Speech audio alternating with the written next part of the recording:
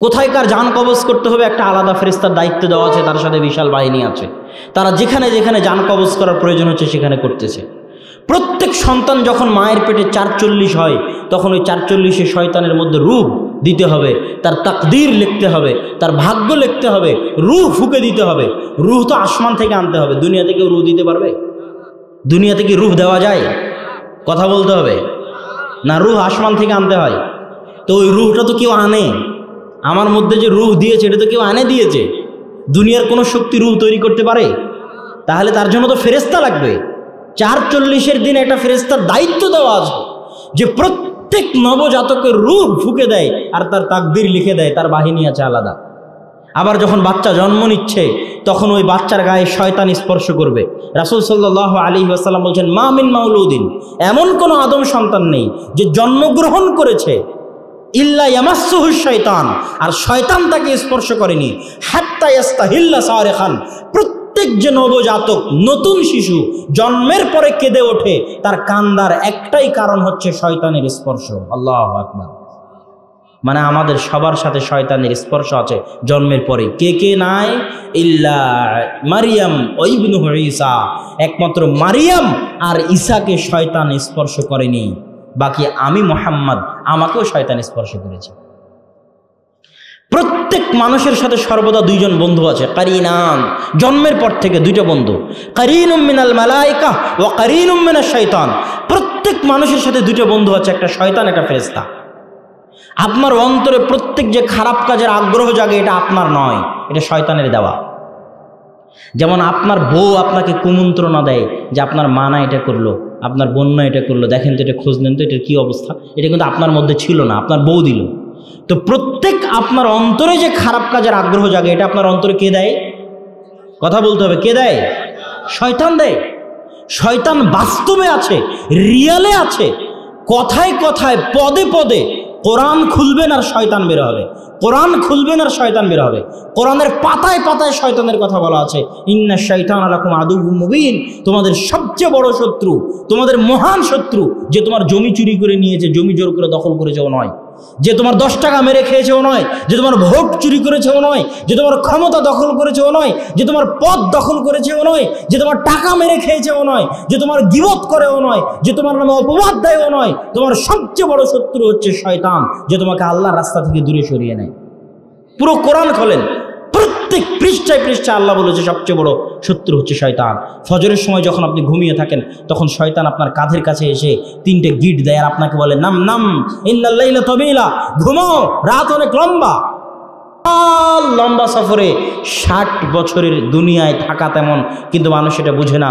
মানুষ মনে করে এই 60 বছরের জীবনই প্রকৃত জীবন, এই 60 বছরের জীবনই শেষ জীবন, এই 60 বছরের অর্জনই সব অর্জন, আর এই 60 বছরের ব্যর্থতাই সব ব্যর্থতা। কিন্তু আল্লাহ সুবহানাহু ওয়া তাআলা কোরআন মাজিদে বলছেন, ফামান যুহজিআ আনিন নার ওয়া উদখিলাল জান্নাহ ফাকাদ ফাজ। শোনো দুনিয়ার মানুষ, দুনিয়ার ব্যবসা আসল ব্যবসা নয়, দুনিয়ার ব্যবসায় লাভবান হওয়া আসল লাভবান হওয়া নয়। আসল ব্যবসা আল্লাহর সাথে ব্যবসা। আসল ব্যবসা কার সাথে ব্যবসা? আল্লাহর সাথে ব্যবসা।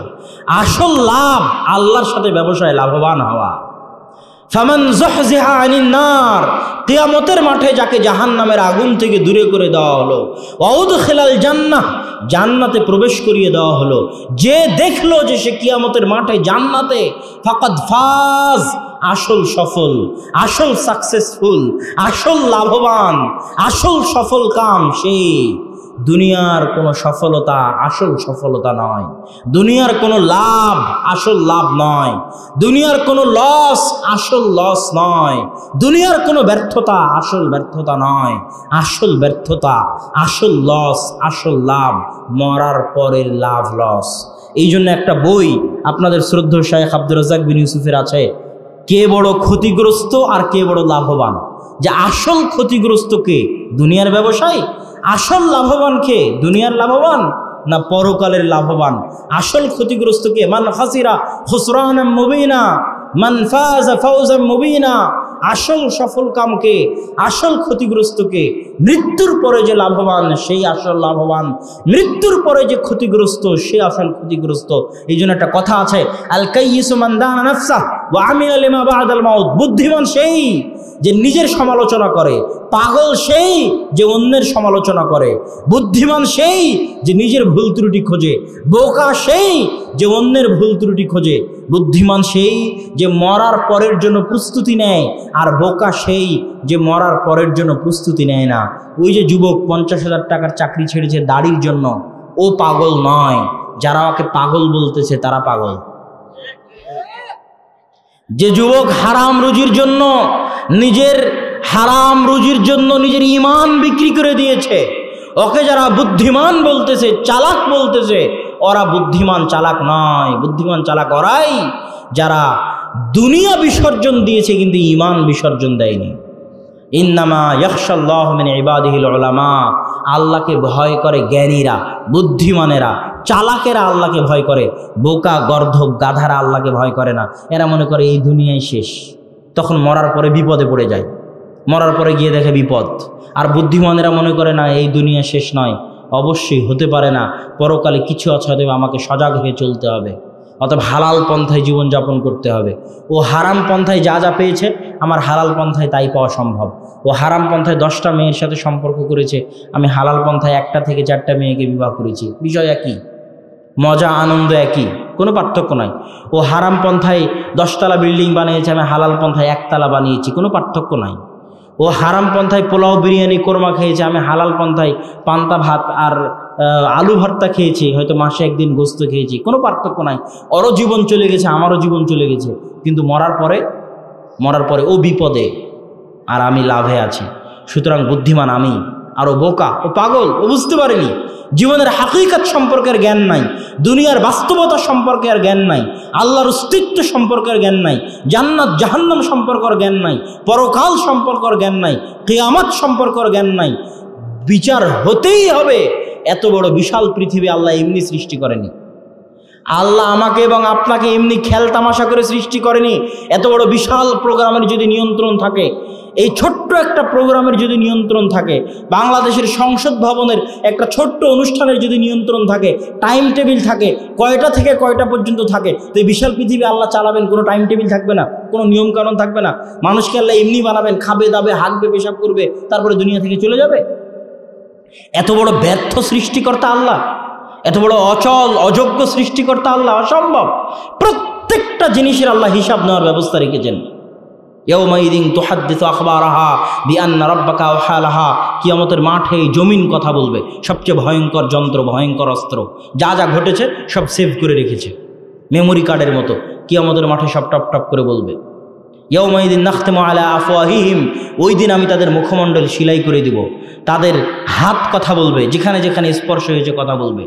আজকে আমার হাতের ফিঙ্গারপ্রিন্ট নিয়ে যদি আমাকে পরীক্ষা করা যায়, ফরেন্সিক রিপোর্ট নিয়ে যদি রিভলভার দিয়ে গুলি আমি করেছিলাম কিনা সেটা পরীক্ষা করা যায়, তো আমার হাত কোথায় কোথায় স্পর্শ করেছিল তা কি এখানে সেভ নাই?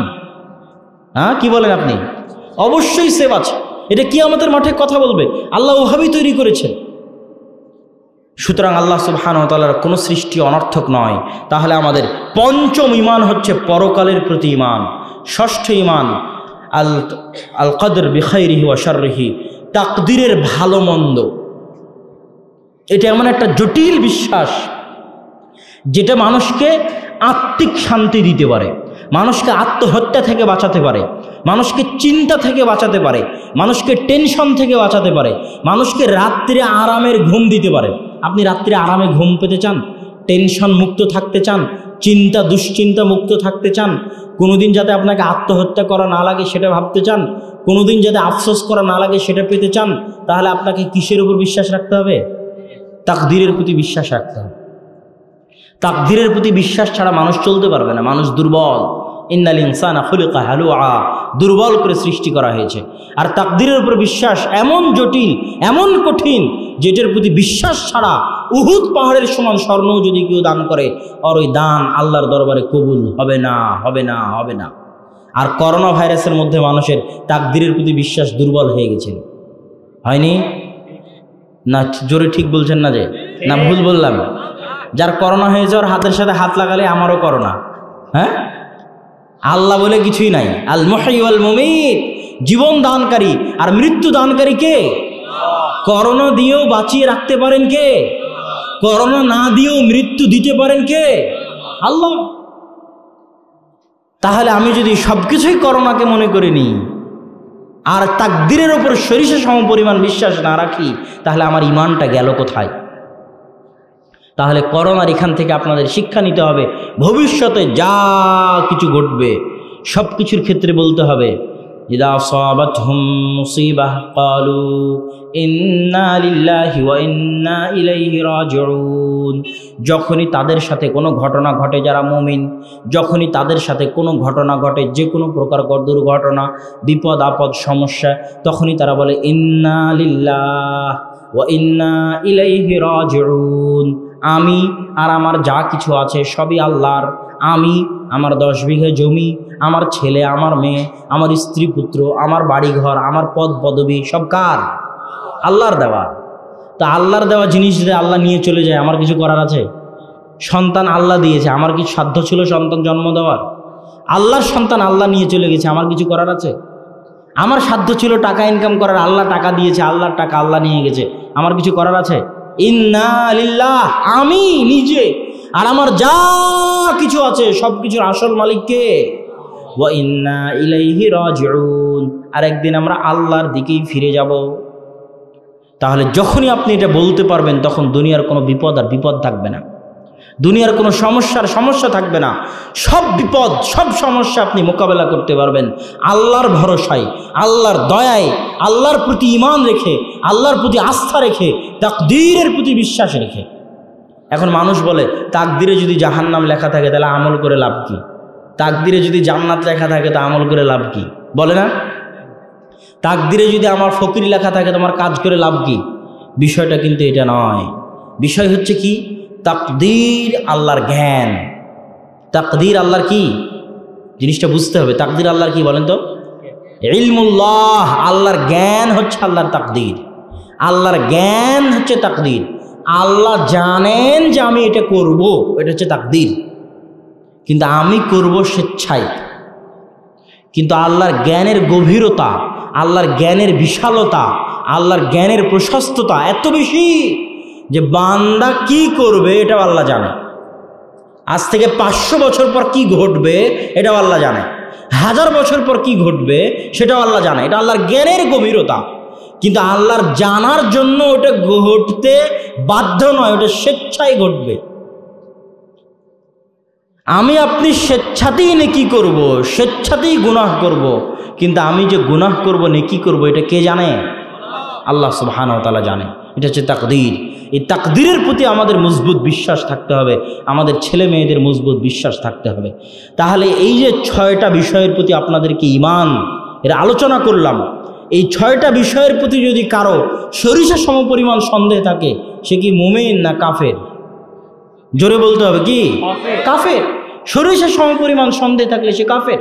তাকদীরের প্রতি সন্দেহ থাকলে, পরকালের প্রতি সন্দেহ থাকলে, আল্লাহর অস্তিত্ব, নাম, গুণাবলীর প্রতি সন্দেহ থাকলে, আল্লাহর উলুহিয়াতে সন্দেহ থাকলে, আল্লাহর উলুহিয়াতে সন্দেহ মানে শিরক। শিরক শব্দের অর্থ হচ্ছে শেয়ার করা, ভাগ করা। ভাগ করা বুঝেন? আপনারা শেয়ারে ব্যবসা করেন না? শরিকানার ব্যবসা করেন না? করেন না? মানুষ করে না? করে না? করে। তো শেয়ারের ব্যবসা, শরিকানার ব্যবসা যেমন ভাগ করে করা হয়, যে আমার 500 তোমার 500 টাকা, শিরক তেমন ভাগ করা। আল্লাহর সাথে ব্যবসাকে ভাগ করা, আল্লাহর উলুহিয়াতকে ভাগ করা, আল্লাহর দাসত্বকে ভাগ করা।